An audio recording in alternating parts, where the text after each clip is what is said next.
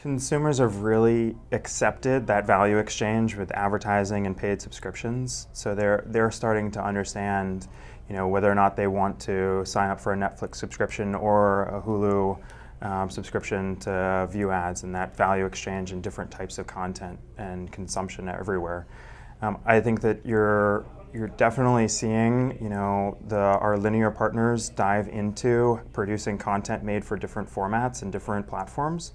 So you're seeing a proliferation of great content succeeding, and consumers are excited about that because they get even more premium content everywhere. And what about ad load and frequency caps? And we hear, sort of what people want to see, what they don't want to see. How is that changing? Yeah, you're going to naturally see consumers shift their viewing habits based on that. If they're not happy with the experience and the ad load, they're going to try to find other places that they can. And essentially, that's what's happening with subscription-based viewing. So consumers are already understanding if if it's not as engaging of experiences, if the value exchange isn't the right thing for them, then they are shifting how they view it, especially different types of demographics.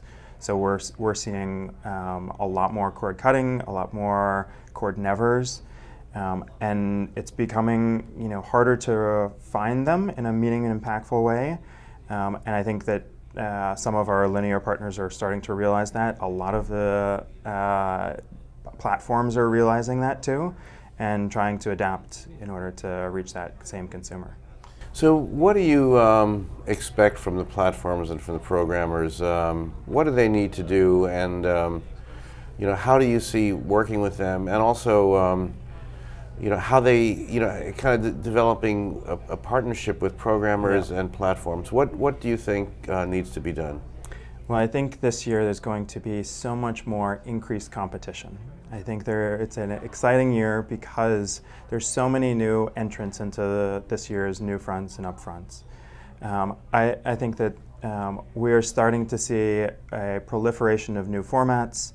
We're starting to see more engaging units. We're starting to see difference in how they come to us with how to reach someone who's binging content, someone who is a lean back experience, someone who's looking at vertical video differently. So I think everyone is thinking about this year massively different than last year, and it's a great opportunity for us as buyers and also for consumers as well. So are there any innovations that you find interesting? We hear a lot about interactive advertising. We hear a lot about bespoke advertising. What do you look for, in terms of technology solutions from either tech partners or the platforms themselves? I think what I'm most excited about is getting back to storytelling, understanding how to work across screens and formats on frequency caps, diving into new forms of measurement that can help us do that, and using creative formats like vertical video and more engaging e-commerce ads to help us to tell a better story for our advertisers.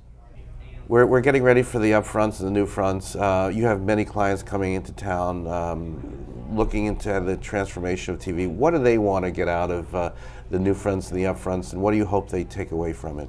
I hope they take away from it that there's new opportunities in terms of data and measurement.